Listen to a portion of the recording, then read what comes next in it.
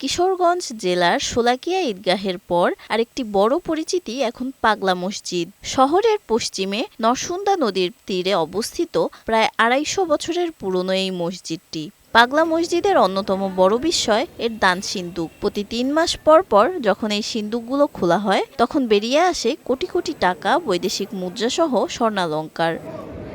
তবে ২৭ ডিসেম্বর ২০২৫-এর পর আর এই সিন্দুক খোলা হয়নি। সকালে জেলা প্রশাসনের দায়িত্বপ্রাপ্ত কর্মকর্তাদের উপস্থিতিতে মসজিদের মোট ১১টি দান সিন্দুক খোলা হচ্ছে।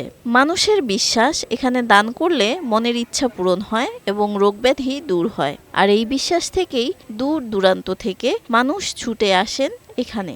আমরা আসি সবসময়, আমাদের ভালো লাগে, মনে শান্তি লাগে। আমাদের এখানে আব্বু সবসময়, আমরা ছোটকালের থেকে আমরা আসতাম। আমরাও আসছি, মানত পূরণ হয়েছে, আবার বলে যাব কিছু পূরণ হবে। আমার মানত করেছিলাম, সৃষ্ট হয়েছে, শরীর এলে মানত রাধা গেলাম। পর্যটন কেন্দ্র হিসেবেও পাগলা মসজিদের সুখ্যাতি দিন দিন বাড়ছে। ইদানিং পাগলা মসজিদ দেখতে অনেক পর্যটক আসে কিশোরগঞ্জ, এবং তারা পাগলা মসজিদ দেখে খুবই আনন্দ পান এবং খুব খুশি হন। এটি বর্তমানে দেশের অন্যতম সর্বোচ্চ আয়কারী ধর্মীয় প্রতিষ্ঠান হিসেবে পরিচিত। আফিয়া আঞ্জুম, বৈশাখী সংবাদ।